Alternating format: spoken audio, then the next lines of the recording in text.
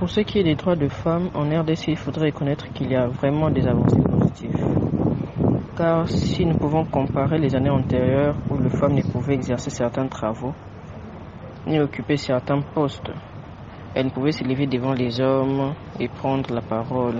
Pour ce qui est des défis à relever, il y en a tellement, nous le savons tous, malgré toutes ces évolutions que nous pouvons constater par rapport aux années antérieures. Il y a encore beaucoup de choses qu'il faut revoir, il y a encore beaucoup de défis à relever. À chaque fois, il y a toujours de violences sexuelles, il y a des abus à gauche et à droite, il y a des harcèlements, même dans les grandes institutions que nous connaissons, même dans les grandes entreprises que nous connaissons. Nous sommes femmes et nous savons comment est-ce que les choses se passent. Alors, ce sont des choses qu'il faut bannir. Ce sont des choses qu'il faut bannir. Mais moi, je dirais que les plus grands défis d'abord, où je trouve le défi majeur, c'est que la femme elle-même comprenne qui elle est et qu'elle ne peut pas se laisser faire par n'importe qui, n'importe comment. Peu importe le statut de la personne, peu importe qui la personne est, elle ne peut pas se laisser faire. Elle doit connaître sa valeur, elle doit connaître ses droits, elle doit se respecter et se faire respecter également. La femme doit apprendre à se connaître soi-même.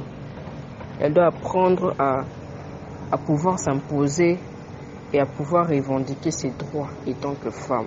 Nous devons donc tous, hommes et femmes, agir pour soutenir les femmes, les considérer à la même valeur que l'homme, les encourager, les propulser de l'avant. Qu'elles donnent les meilleurs d'elles-mêmes et apprennent à revendiquer leurs droits. Et aussi qu'elles participent fortement dans les prises de décision. C'est très important d'associer les femmes dans les prises de décision. Là où se prennent les grandes décisions, même là où leurs droits sont revendiqués, elles doivent forcément y participer, car c'est leur affaire, ça les concerne. Et l'évolution aujourd'hui, le développement de la femme, le leadership de la femme actuellement est en train de battre record, et nous allons même constater que le leadership de la femme est très différent du leadership de l'homme.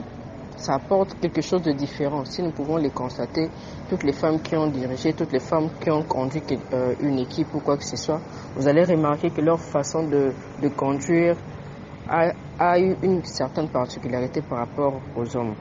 Pour ce qui est du numérique, nous devons reconnaître qu'aujourd'hui, la technologie bat record à travers le monde. Tout passe actuellement par la technologie. Le monde évolue fortement en ce qui concerne les numériques. Et l'implication de femmes dans celui-ci serait vraiment un atout, car la technologie devient de plus en plus incontournable. C'est actuellement l'un des meilleurs canaux de communication, de même qu'elle est utilisée pour d'autres fins. Je pense que ça sera aussi un meilleur canal par lequel nous pouvons utiliser pour pouvoir revendiquer les droits des femmes et atteindre un grand nombre de femmes et voire même passer les messages ou transmettre les informations qu'il faut en ce qui concerne les droits des femmes. Il sera donc question pour nous de sensibiliser les femmes et les jeunes filles au monde numérique, les accompagner leurs initiatives dans le monde digital afin d'améliorer leurs compétences dans le monde numérique. Et cela sera une façon pour nous de contribuer également pour le développement de la femme.